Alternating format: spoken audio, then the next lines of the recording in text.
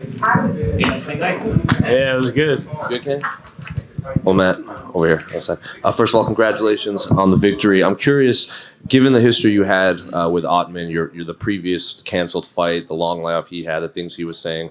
How big of a win is this compared to the rest of your career? It was awesome. We did 2 full camps for him. I was 100% prepared for him, and I was a little, I was always a little nervous that he wasn't going to show up or something was going to happen. But he made it to the cage, and we threw down, and I got it done. The commentators, especially Joe Rogan, said that Ottman just seemed off, like maybe the long layoff impacted him because his timing seemed off, his spacing seemed off. Did he seem any sort of awkward or anything in there? No, honestly, I think I got to rewatch the fight, but my spacing was like I was throwing some kicks he was getting out of the way of, but we were still really, feeling each other out. But he closed the distance. He stepped into my wheelhouse, and I caught him. I was going to ask about that. Did he just walk into that, or is that something you knew that you could take advantage of that kind of exchange that he was going to rush forward in? I was planning on when he rushed forward like that to change levels and take him down. But, I'm a shark. I'm a lion. When I smell blood, when you step into the wheelhouse, I'm going to throw. And when I throw, I land. And when I hurt you, I finish you. What was he saying to you at the weigh-ins yesterday? Because it also looked like he grabbed your hand and forced you to shake hands with him. What was he saying? He was saying something to Allah. Sure. And then the walkout song, obviously Edwin Diaz. Explain the decision to go with that. Yeah, he's the best closer in baseball, and I'm the best closer in the UFC, so I had to do it in New York City. Represent. Been a lifelong Mets fan, so it's a great song, and it definitely got the crowd going. So where does Jacob deGrom end up next year? Oh, he's coming back home. Right in front of you. What was kind of the game plan coming in here? I think a lot of people thought maybe if you were going to find success, it would be in your wrestling, kind of your roots. But you went out there, you brawled with the guy with great striking, and you won. So was that your intention going in there? Yeah, the whole time, all camp, coaches tell me to use my head. We wanted to go in there, we wanted to wrestle him, but Twitter world wanted me to bang, so I went in there and banged. And just talk a little bit about that. I mean, I feel like you've become such a personality on social media over the last year. How much do you feel like that helps you as an athlete with your brand and getting people excited to see you fight? It's huge. I love connecting with the fans, with the people out there, and I'm a man of the people, so I like to connect. Where do you think this ranks? I mean, winning at Madison Square Garden by knockout against I don't know if you want to call him a rival, but somebody you've had history with. I mean, is this the best moment of your career to date?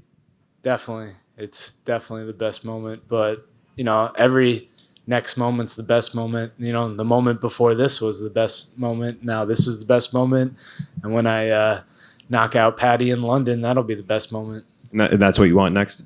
Yeah, honestly, Paddy's got a tough fight. Jared Gordon is very good, but win, lose, or draw, even if Paddy goes out there and gets smoked by Jared, I want to fight Paddy in London. Sorry. I was just going to say, and I know you've talked about this before, but what is it that makes you want this Paddy fight so much? Is it just the name recognition, the again, building your brand, or do you feel like there's some things that you could maybe do to him that people haven't previously? I love the atmosphere that he brings to the fight game. It's electric. He's like the way Conor McGregor is coming up. He brings such an atmosphere to the fight. It's amazing, and he's a great fighter, and I think me and him will go out there and bang and put on a great fight for the fans. Is fighting in London something on your bucket list? Oh yeah, I love fighting at home, putting on for the New York, for Long Island, but I also love traveling, and I think March in London makes a lot of sense. How do you think that fight would go down with you and Paddy then? Maybe I rock him and knock him out and finish him. Maybe we wrestle and we do a little grappling. I love to grapple as well. He's a well-rounded mixed martial artist as well. So am I. So I think it would be a fun fight everywhere. And you've got 2 first-round finishes now in a row. What can you put that success down to, if anything?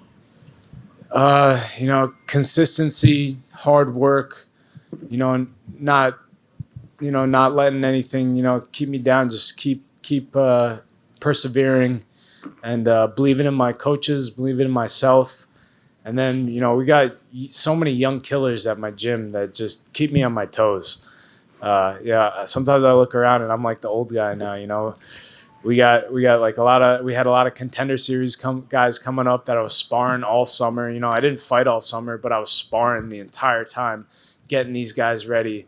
And then, watching the lead from Aljamain Sterling, being able to train with him during his camp, and watching how Merab trains. We got a great team, and I think it's all led by Coach Ray Longo, and he's told Coach Ray Longo, make me the next Long Island champ. Let's go. Congratulations. Thanks. Hey, Matt, over here. Congratulations on the win and on with Veterans Day pass. Thank you very much for your service, by the way. Besides the Paddy fight, is there anybody in your division that you would want to fight that you feel that would get you to the top closer sooner than later? Honestly, I want to travel, and I'm pretty healthy. Even that Australia card sounds awesome, and fighting one of those beasts from Australia. Jamie Malarkey, that would be a great fight. I'd love to go to Australia, maybe fight him. It's a little soon. I think March makes a little bit more sense, but we'll see. Really, I don't know. Yeah.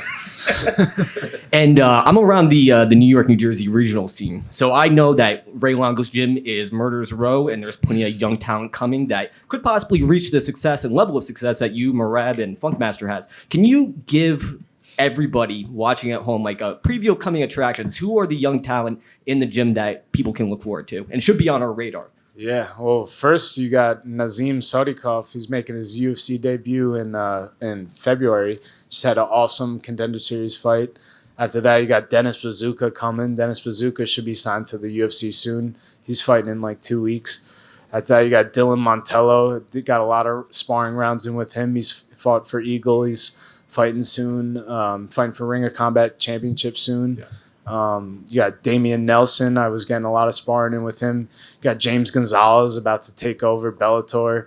Kid Marvelous, Justin Montavo. Once he gets healthy, he's going to take over Bellator. Charlie Campbell, he's a killer. Once he gets healthy, he'll be back ready to go. We just got killer after killer at the gym, and iron sharpens iron. These guys are young, hungry, and keeps me on my toes. You and your entire team are warriors, and congratulations on the win, by the way. Thank you. Matt, right here. We forgot about Fumi.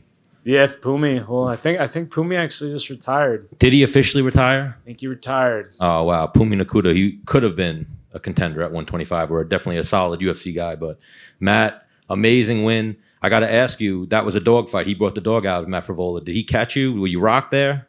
No, I wasn't rocked at all. He landed like a straight right? Seemed like you guys had like a little exchange where he seemed like he had you on skates for a second. Then you landed like a big jab that kind of like had the crowd and, him backing up a little bit. Yeah, no, he didn't rock me at all. So clean, easy victory. You didn't take any damage in that fight? Dude, unreal. I was ready for a 5-round war. I was ready to be limping out of that octagon. And, my hands are good. My face is still somewhat pretty. It's a blessing. So best case scenario right there. So you said March might be your next one, or what you're looking for possibly? Yeah. I can't root against Jared Gordon against Paddy. I got to go for Jared. Jared's another guy from New York, Queens. Yeah. We always got to go for I'm gonna be. I mean, yeah. It's an interesting fight. Jared's a beast. I think Jared will probably be the favorite, but we'll see. It's a tough one. Paddy's the hype train right now, but so Paddy or bust or no. It's one fight at a time. We'll see. I'll go back. I'll talk with my team. And we'll see. Honestly, it's more about like when and where than who for me. But just London would be awesome. And who else would I want to fight in London than that guy? Oh, for sure. So I've seen Big Sal, your dad, going crazy on the streets of New York City during fight week. What's Matt getting into tonight? Oh man, we'll see. I gotta go find my dad. I gotta go find my wife. I got to go find all my team rollers out there. My brother's over here. Oh, there you go. Yeah, your brother and Billy Q and your dad almost beat up the Naked Cowboy the other day. Yeah, I saw. So maybe we got to go get the Naked Cowboy and go knock him out. You know, who knows? All right, Matt, you're the man. Congrats. Thanks, Stan.